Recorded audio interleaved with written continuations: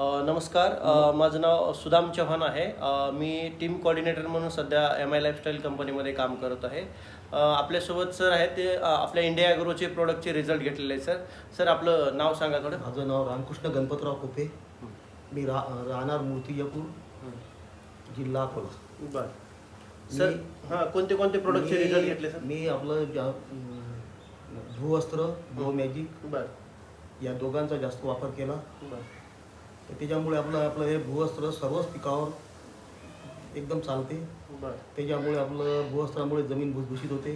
रासायनिक खताचा वापर कसं केलं, नेमकं कसं केलं सर तुम्ही? पहिल्या वर्षी ह्याच्या आपलं 2 बॅग टाकल्या 4 किलोच्या बरं भूवस्त्राच्या एकरी. एकरी हां. आणि 40 किलो रासायनिक टाकलं. बरं त्या शेतीमध्ये दुसऱ्या वर्षी 30 किलो रासायनिक हां. आणि आपलं हे 4 किलो. बरं असं करत करत 5व्या वर्षी त्यांना सांगितलं की आता रासायनिक तुम्ही टाकूच नका, हं. फक्त भूवस्त्र टाका बरं आणि आपलं सेंद्रिय शेतीसारखं करा. बरं. कारण याच्यामुळे काय होते, याच्यामुळे आपलं केमिकलचा वापर कमी होऊन जातो. बरं. त्याच्यामुळे आपलं पीकही चांगलं येते हं. आणि आपलं बियाणंही त्याचं आपलं एकदम असं दाणेदार चांगलं असं एकदम म्हणजे त्याच्यामध्ये आपलं तेलाचं प्रमाण, त्याचं प्रमाण असं आपलं एकदम चमकते. बरं असे मला तिथं अनुभव आले आपलं.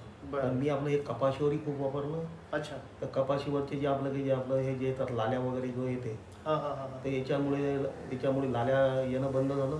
काय वापरले सर तुम्ही? भूवस्त्र, ग्रो मॅजिक हां. आणि बस. आणि आपलं MI स्प्रे. MI spray. हां. MI स्प्रे एकदम चांगला आहे तो. MI स्प्रे म्हणजे आपलं एक 100 ml ची आपलं बॉटल येते. बरं. त्या बॉटलमध्ये आपलं तीन ग्रो मॅजिक आणि एक MI स्प्रे, अच्छा. म्हणजे 3 एकराची फवारणी होते. MI स्प्रे हे स्टिकर आहे. बरं. स्टिकर तर मार्केटमध्ये भरपूर आहे, बरं परंतु ह्या स्टिकरमध्ये सर्वच काही आहे. म्हणजे आपलं स्टिकर फक्त स्टिकरपुरतंच काम करते. बरं. पण हे फवारल्यामुळे 1 महिना या स्टिकरचा परिणाम हं. त्याच्यावर राहतो. बरं. जे आपण ते आपलं ग्रो मॅजिक टाकतो त्याचा परिणाम 1 महिना राहतो. बरं. किती पाऊस येऊ, काही येऊ, हं. फक्त हे आपलं फवारणी करत असताना सकाळीच फवारणी करायची 8 ते 12 बरं किंवा संध्याकाळी करायची 5 ते 7. बरं दुपारी हे केल्यानंतर इतका फरक पडणार नाही, बरं कारण या उन्हामुळे त्यामुळे ते टिकत नाही एवढं. बरं. फक्त सकाळच्या वेळेस आणि संध्याकाळच्या वेळेस करायला बरं बस.